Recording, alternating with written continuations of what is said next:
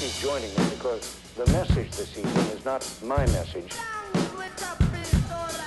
Despite our best efforts, shortages of marijuana are now being reported. From the early days of our administration, Nancy has been using marijuana on a daily basis, and the personal observation has been given such dramatic insight that I want to share it with you.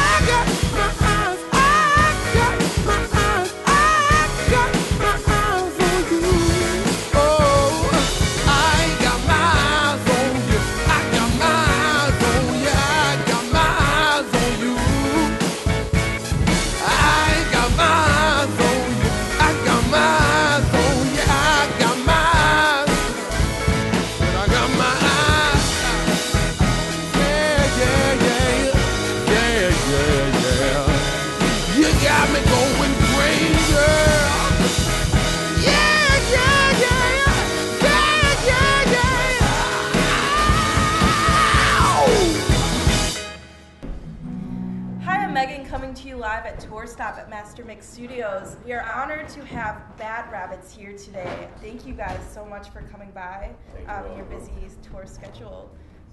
I guess I want to start off, how is it touring with Taking Back Sunday and the Maine? They're both two amazing bands. Really, they're all really great people. We've made friends like the first day of tour. Playing with them, the show is always fun. The crowds are always crazy. They're always accepting too. It's really a good experience for us. Yeah, I think we're pretty surprised because we didn't really have an idea of like what Taking Back Sunday fans are like or what the shows are like, because none of us really went to their concerts or anything. But for day one, like it was just amazing. Like their fans are diehard music fans, really into our music. They're there for the first act through the last one, and it's awesome so far. Yeah. That's great. How is like the lifestyle of traveling to each city different from touring with Far East Movement or somebody else, as opposed to Taking Back Sunday or even Warped Tour, which you guys were on this past summer? I mean, Warped Tour, it's pretty, I guess it's a blessing for the most part. We get to travel and see different cities and see different kids and all that kind of stuff. And the difference, I guess, between Warped Tour and a tour where we're not basically in a parking lot or in a field is that you actually get to kind of explore and do stuff and kind of meet people. Like Warped Tour is basically the same thing every day, same kid, just kind of insert a different city, and it's been pretty cool so far. Good. How was your experience on Warped Tour, like overall? Being your first time, what did you think? It's amazing. I think for the most part, it was an incredible experience for us in that we got exposure to so many people in so many different cities. We sold a lot of records, which was really awesome, and just made friends with so many bands that we probably would have never toured with, which is what's cool about Warped Tour. There's like 100 bands on it of a lot of different genres. I mean, mostly it's like hardcore and metal, which is maybe not typically who we would tour with, but we ended up becoming great friends with all these bands. Yeah. It was like a music summer camp, pretty much. A lot of booty funk, a lot of showers. A lot of booty on funk. tan lines. Yeah. Really Lots close of with just other bands. Yeah, everything you think Warped Tour is exactly what it is. Hot, funky, sweaty. Black dudes with tan lines. That's If you didn't think that was possible, It is. serious. It I'm is. still But got proof. tan line. when I came home, my dad was like, "Y'all really black. Y'all you really black today." that was our first bus tour too, which was amazing. Yeah, we acted kind of tough the first week. We were wearing like tank tops, and the colored people in our band were like, "Oh, we don't get burned." Our skin was like bugging. Yeah. The first day. So if you're black and you go to Texas in the summertime, put some sunblock on. You will get burned. I'm curious, like if you guys like didn't bring some sunblock or you didn't prepare yourself for any of that, would you just go shopping in town to get it? It's funny. We went to the Walmart a couple days later, and I've never bought sunblock in my life. So I'm like, your grandson, like, what kind should I get right now? I'm like in the aisle trying to price out what kind of sunblock to get. It was also like a Walmart tour too. Like every stop, we almost stopped at almost like every Walmart. Yeah, when you're in a bus, you're allowed to just park in the Walmart parking lot. So if you got a day off or something like that, you just stop there. We spent our 4th of July in a Walmart parking lot. With That a is bunch of American. different bands. We spent it in a Walmart parking lot and ate Indian buffet. Beat that. That is American. Don't get more American. American is apple pie. What was your favorite part about Warped Tour? In a day, did you guys enjoy more hanging out with other bands, or did you go to see other bands yourselves that you were excited for? I saw Acacia Strain almost every night. Yeah, I mean, we became friends with, like Graham was saying, like a lot of bands that we wouldn't typically tour with, and we got the chance to, see them live every day. Like the Acacia Strain, I became friends with them before I, started watching their music, and now I really love their music. And Enter Shikari, another band that we became friends with. Winds of Plague. Yeah. Like these guys had like a gym, like a mobile gym that was set up every time. Cell It was on some cell block stuff, and all these tattooed dudes up, and I'm like scared to talk to them, and I started talking to them, and they're like, "Oh, work out with us." I worked out with them one day, and I was like, I couldn't wipe my behind the next day. Like dudes like had me on the bench, like benching like my body weight, and I'm like sitting there, like the first one I'm like, yeah, second one I'm like, Done. yeah. And there were 5 more, dude, 5 more. I'm like, nah.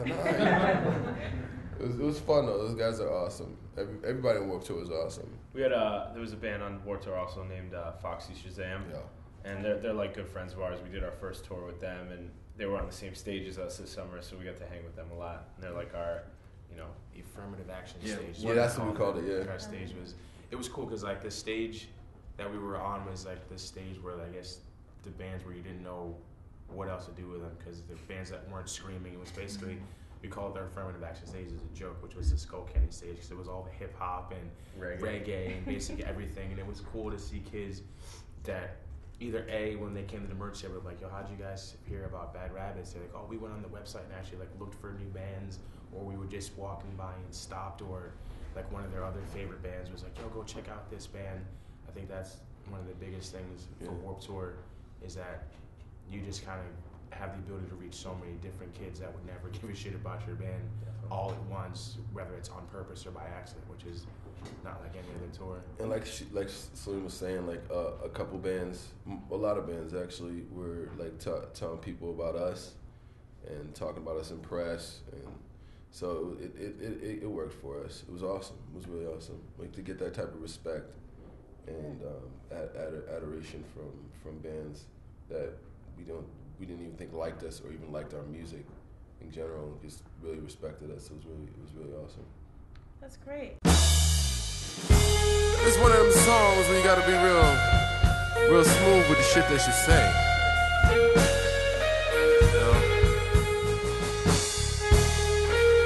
You know? You can't sound dumb when you're talking to a chick when you sing to her. She says she got a man, she's not happy, so I'm moving my way.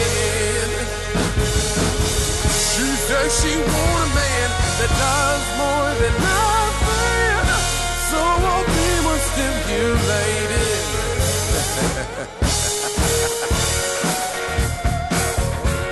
Get up!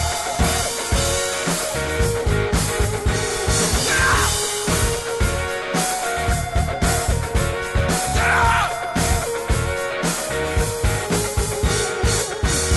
I got away with words, I got away with you, and I keep on singing, saying, but I got you moving, lady.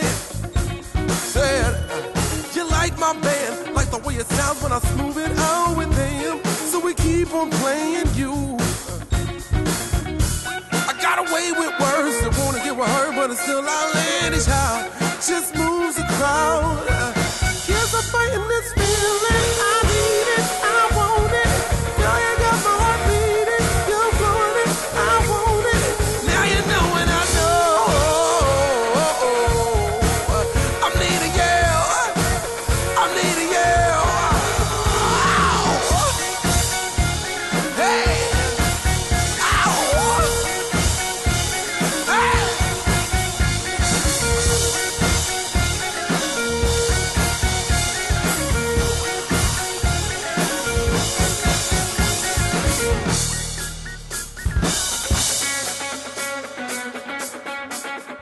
I want everybody to clap their hands.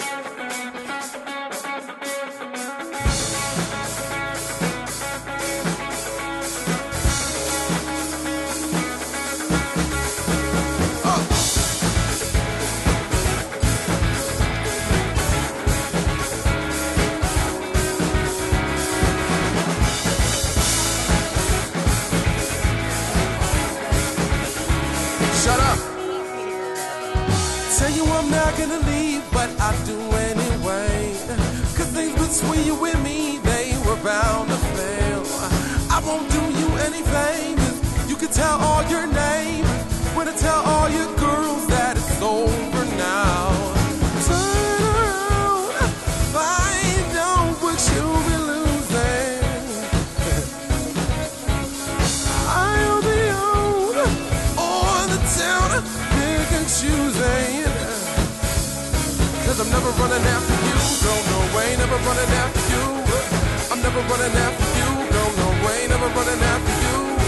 I'm never running after you, nigga, never running after you. I got too much to lose, I'm never running after you. Oh, she don't give up, she don't give up, to get out. She don't give up, she don't give up, to get out. Don't give up, you don't give up, to get out. Telling me you ain't a tease, but you do anyway. Stress really killing me, I'm about to fail. It's wrong on so many levels, need to get my shit together. together. You can tell all your girls that it's over now. Turn around, find out what you've been losing. I'll be on the town, pick and choosing. Yeah, yeah, yeah, yeah, girl. Don't let go. I'm never running after you, no way, never running after you. I'm never running after you, no way, never running after you. I'm never running after you. I'm never running after you. I got too much to lose.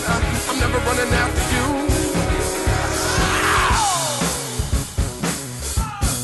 Don't let go.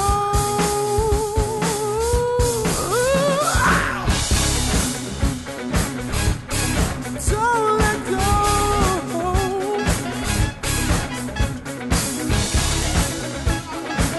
Give up and don't let go. Hey, hey, hey, hey. I'm never running after you. I'm never running after you. No. Girl, I'm never running after you.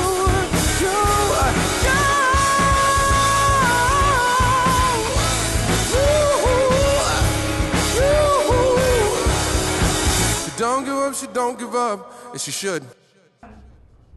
Being an indie band, do you guys struggle sometimes? Like, do you wish All the time. you were on a label? There's certain things that labels don't have the stranglehold that they used to, where it's like you're on a label or you're fucked. But they still have like They still have a stranglehold.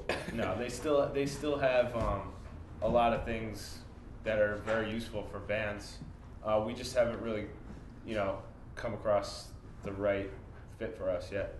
Yeah, it's hard to do it yourself. It's hard to manage yourselves and kind of try to do everything that a label would do yourselves. But at the end of the day, we have full control over what we do.